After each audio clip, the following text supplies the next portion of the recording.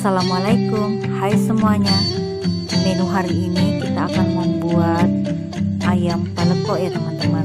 Siapkan 1 ekor ayam, 100 gram bawang merah, 10 siung bawang putih, 2 batang serai, 1 ruas lengkuas, dan untuk cabenya ada cabai merah keriting atau cabai merah besar, cabai rawit merah, 1 ruas jahe, dan setengah ruas kunyit ya teman-teman. Ayamnya ini kita marinasi dulu ya. Selanjutnya siapkan chopper. Kita haluskan dulu ya bumbu-bumbunya teman-teman. Ini bawang merahnya kita masukkan dulu ke dalam choppernya, atau teman-teman juga boleh menggunakan ulekan ya. Jadi bumbu yang sudah kita siapkan tadi seperti bawang merah, bawang putih, cabai merah besar, cabai rawit, itu kita haluskan semua ya teman-teman, termasuk juga dengan kunyit dan jahenya ya. Lalu kita tambahkan dengan sedikit air untuk menghaluskan teman-teman. Nah, seperti ini kira-kira hasilnya setelah dihaluskan ya.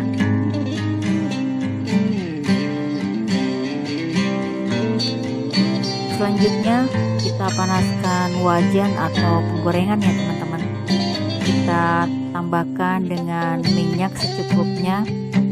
Setelah minyaknya ini panas, ini sudah bisa kita masukkan bumbu yang kita haluskan tadi ya.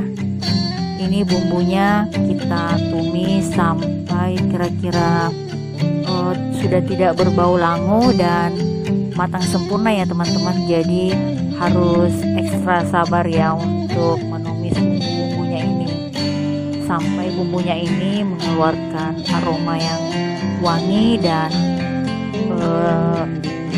sedikit pekat ya warnanya teman-teman. Kita aduk lagi sampai bumbunya ini matang ya teman-teman.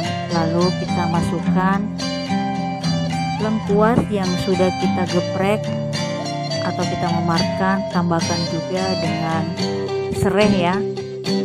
Serainya juga kita geprek aja teman-teman. Kita aduk lagi sampai bumbunya ini benar-benar matang teman-teman. Untuk membuat bumbu ayam paleko ini memang harus sabar ya teman-teman, karena ini masaknya sedikit agak lama daripada bumbu ayam yang biasa kita bikin ya.